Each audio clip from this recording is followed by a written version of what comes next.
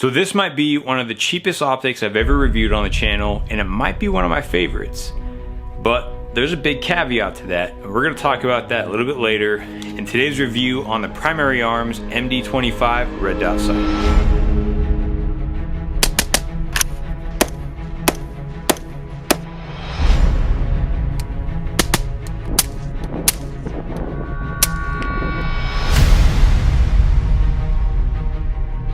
But before we get into today's review, I gotta ask you guys, what is better than an LPVO for general purpose rifle? Let me know down in the comments if you guys think just a plain old red dot is better, or if you guys think maybe a fixed power prism scope is better. I'm really curious what you guys think, because a lot of people are on this LPVO bandwagon right now, and I just wonder if there's anything better out there. So on to the MD-25. Now, I'm going to be reviewing the 2 MOA version, which is this guy. And I also have had the ACSS reticle version, this guy right here. And I'm going over both of them today because there are some differences aside from the reticles. One of them being price. And the other difference is a pretty critical difference. And I'm going to be, that's kind of one of the caveats when it comes down to which one I would recommend and if I recommend this optic at all in the first place. With that being said, I am affiliated with Primary Arms, which means I have the links down below that if you guys use, I do get a little kickback, and I have the same affiliations with a lot of other companies. So just throwing that out there. They did provide ammo for this review because they know I really like these long-term reviews, and as of late, ammo has been a little expensive and hard to come by, so they did help me out with that. Now, we are going to go over the specs and details. Then we're going to go over pros and cons, and I'm going to share my overall experience with both of them, being that there are some things I have discovered and learned that you guys are really going to want to know about. So before we get to that, though, let's kick it off by going over some of those specs and details. So the MD-25, as the name implies, is a 25mm red dot, which is only slightly bigger than your typical micro red dot, and only slightly. The mount that it comes with is not QD, however, it is incredibly strong. And it also uses the footprint of your typical micro red dot or T2 style mount. So if you did want to switch it out for something QD, there's going to be a ton of other options out there that will fit. The optic housing itself, along with its components, are made out of 6061 T6 aluminum, and they are hard coat anodized. The turret adjustments are in half MOA increments. Now the adjustments themselves are pretty audible.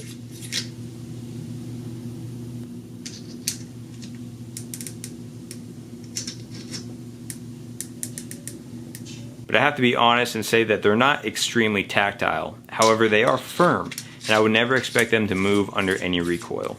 It weighs in around 7.2 ounces on my scale with a mount on it and a battery inside. The waterproof rating is IP67, which essentially means it could be fully submerged in water up to 1 meter deep, up to a half an hour.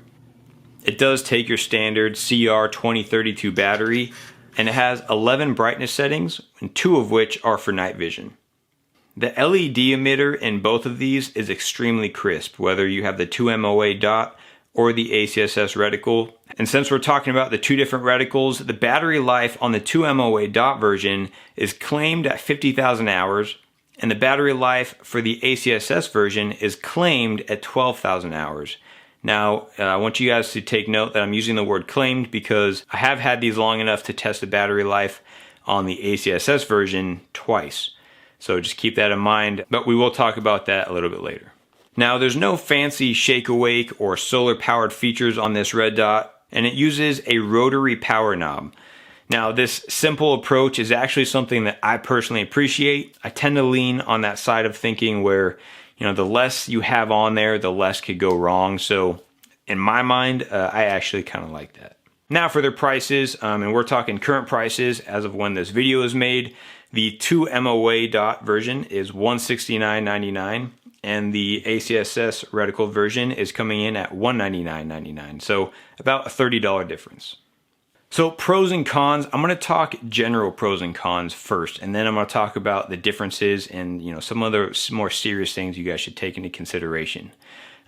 General pros, price point, it's a really big one. Both of these come in or under $200, And for that price, you're getting a really clean and crisp LED emitter. Pretty good glass. I'm not going to say it's amazing glass, but I've seen worse in more expensive red dots. And I would say durability is probably one of the #1 things about this, at least that I have found in my testing. I don't use rifle cases. When I go out shooting, I throw a bunch of rifles in my truck. I just throw them in there. There's no protection on them, and they get thrown in the back of my truck, and it has held up really well. So another one of the things would be the battery life on the 2 MOA dot version, claiming the 50,000 hours, which is roughly 5 years. Obviously, that's a long time for me to test that, but my 2 MOA version has not died yet on setting 7, which is where I like to leave it at. And yeah, that one's still going great. And as far as the ACSS reticle version 1, I'm going to talk about its cons in a minute, but one of the things I do want to talk about that I really like about it is, in fact, the ACSS reticle itself. I have some other videos of that exact same reticle in the Hollow Sun red dot. It's the same exact reticle, just in a different red dot. And I've been able to use that thing out to, I think it was like 500 or 600 yards. And it's spot on. I love that reticle, and it really does do what it says it can do. Now for the cons, the ACSS version, the battery, I have tested twice. The first battery, I'll give it the first one the benefit of the doubt since it was the battery that it came with, but that one lasted, I want to say it was like 3 or 4 months. Now I decided to put in a brand new battery, Energizer brand, and I put it at setting 6, which is, I thought, pretty fair as far as a medium setting. It's not the setting I would leave it on if I were to keep it in my house on a firearm. But at setting 6, it lasted right around 6 months. Now, if they rate it at 12,000 hours, which is about 500 days. 6 months is what, half a year, so half of 365. You're talking 180 something days. Am I doing that math right? I don't know. It's hard to think off the fly like that when you're recording a video. If I'm wrong, correct me down below, but you guys get what I'm saying. The battery life did not last very long on the ACSS version. So that was just kind of disappointing because I really do like the ACSS reticle in these optics. Just however, that battery life, if it really was pushing that 1 year mark, at least a year, I'd say maybe it's worth it. But this model, or this one in particular, did not last that long. I do want to throw out there that I have talked to Dimitri actually a couple times. He told me that the one I received was actually a pre-production model, or he thinks it was a pre-production, but I have a serial number ending in 266. So there's definitely a couple made before this one. And yeah, so take that for what it's worth. Maybe this is a pre-production, and maybe they last longer. If you guys have one and you've had it on setting 6 or 7 and it's lasted longer than that, let us know. Let us know down in the comments, because I think that could be really helpful for everyone else to see. But in real world testing that I have seen personally with my own eyes, setting 6 at 6 months. Now a couple other cons I would just say, again, the blue tint. It's not really a huge deal. I would take the blue tint any day over some magnification and like fisheye effect. That stuff drives me crazy. The blue tint, not so much. It's going to be there on a lot of budget red dots, and it is what it is.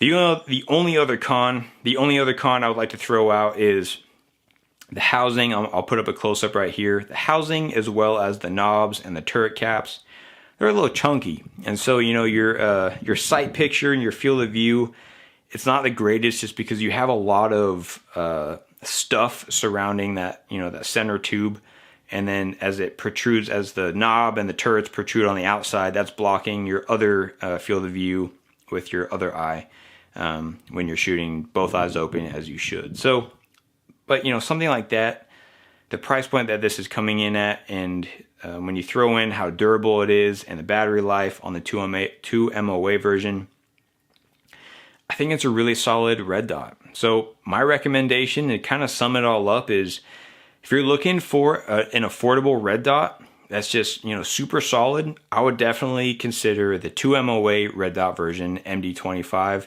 In fact, that's what I have on my 10.5 inch build that I've had for many years. You guys have seen this thing. Just hit the mic, sorry about that. I've had this thing for many years on the channel. It's been in a lot of different configurations and a lot of different setups, and this is actually a setup I've had it in for a while now, and I really like this setup. This kind of gets rotated for home defense as well as traveling, going other places, and just if I'm wanting to have some fun, this is what I would reach to. And I do trust the 2 MOA version MD-25 on this firearm. I don't suspect it just, you know, randomly breaking one day because it's cheap. I actually think this is a pretty solid optic. Now, if you're wanting the ACSS version, I would just recommend the HoloSun version. It has a longer battery life because it has the auto off feature and shake awake feature. So when you're not using it, the battery turns off. And it also has the option to turn off the outer horseshoe to save you some battery life. So you still have the chevron and the dots underneath for distance shooting on a rifle. However, that chevron, the horseshoe, you could turn that off. You don't really need that. And that will save you a lot of battery life on the HoloSun version. So if you guys are interested in the ACSS red dots, I'll put a link down in the description box if I can as well for that HoloSun version. Otherwise, and that one does cost a little bit more. I don't remember off the top of my head, but it does cost a little bit more. Otherwise, definitely recommend the Primary Arms MD-25 2 MOA red dot, and a pretty solid little guy. So hopefully you guys enjoyed that review, got something out of it if you guys are interested in this thing. And that's about it. So I hope you guys have a great rest of your day, and I'll see you next time.